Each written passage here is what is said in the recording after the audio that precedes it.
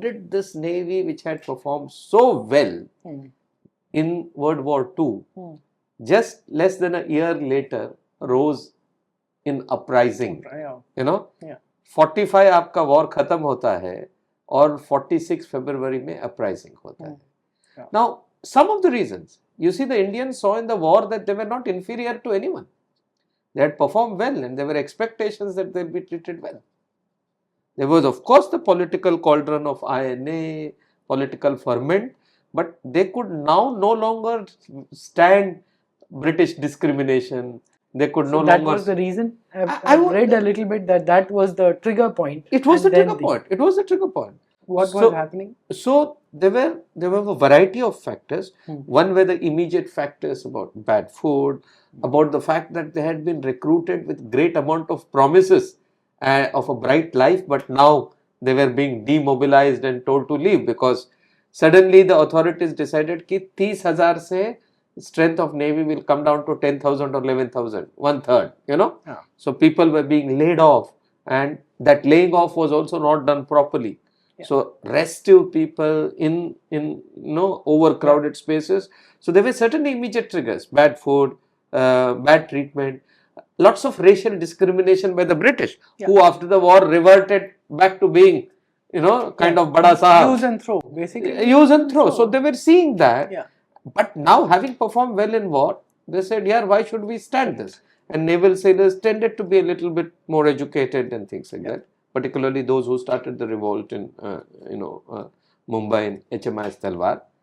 And uske saath, there was also the INA trials, there was the national fervor, a kind of freedom movement. So it was a cocktail of these circumstances.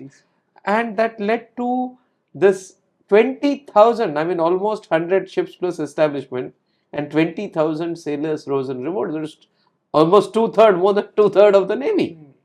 And it spread wide and far from Karachi, Jamnagar, Mumbai, of course. Mumbai on the 18th February, though again build-up had been happening from before. And like I said, we'll do a detailed talk.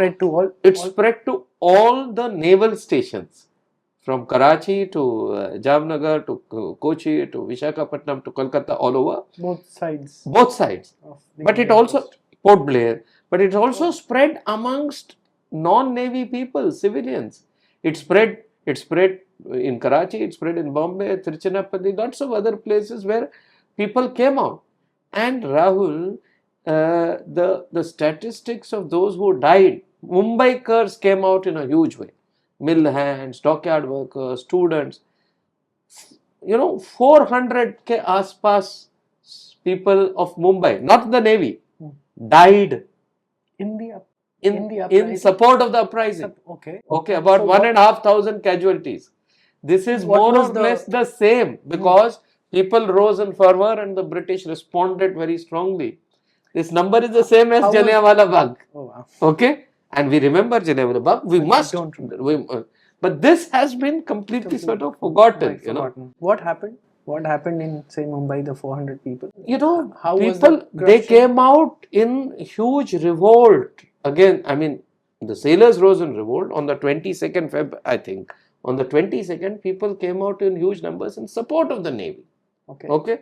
They march past. There were obviously certain acts of... When you say the sailors went in revolt, what was happening? They basically, were on ground and... Very interesting. Like I said, if we can start, we can go on for an hour. Maybe just a little bit on this and then... Basically, they just sent out a message.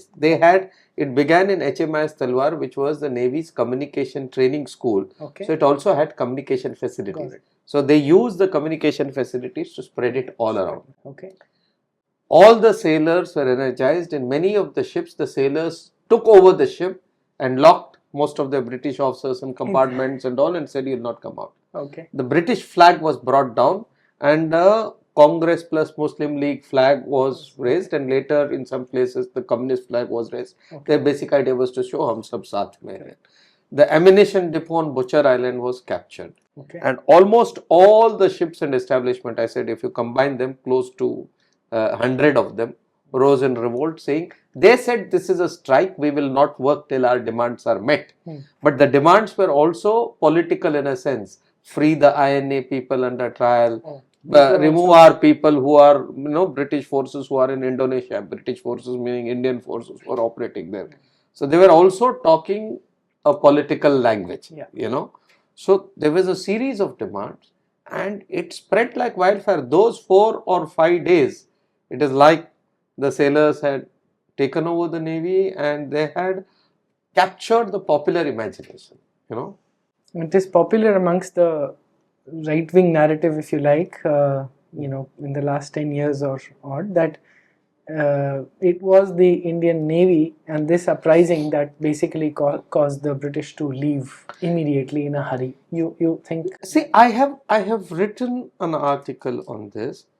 I have said the uprising that shook the mighty British Empire. Okay. So we can look at it. I mean, the degree of whether it was the last nail in the coffin, it was the final decisive push, it shook the British, it was the catalyst, we can decide on the term. But there is no doubt that it was the INA trial followed by the Naval Uprising, because the Naval Uprising was immediately followed by revolts in the Army, Pioneer Corps in Jabalpur, the Royal Air Force, the Royal Indian Air Force. It was almost... So it was spreading. It was spreading. I don't know about and that.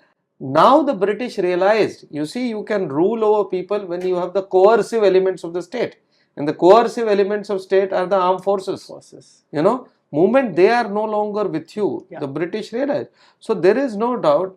Clement Attlee mentioned this 10 years later, but though since that is regarded as a secondary source that he spoke to someone, you see how much you want to count, discount.